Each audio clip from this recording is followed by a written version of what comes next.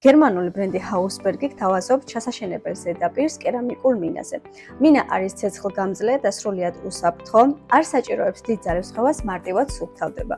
ზედაპირს აქვს თუჯის დასადგამი, რომელიც არის მყარი და გამძლე.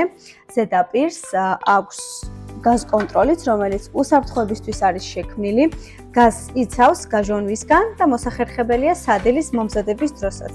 რადგან სადილის გადმოსვლის შემთხვევაში ავტომატურად თიშავს გაზს.